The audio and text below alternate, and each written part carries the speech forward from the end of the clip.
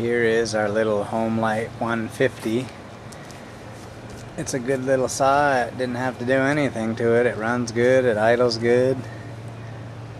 And you can use it or just keep it for a display piece.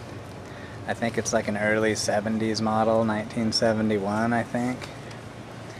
But anyways, it's a good little saw. Doesn't look like it's been abused much.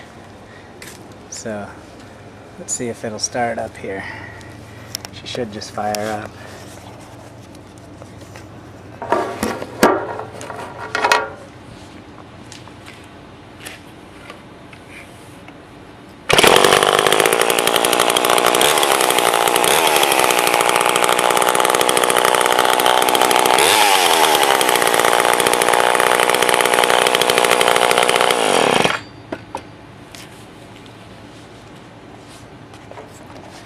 So there she is, our little Homelite 150.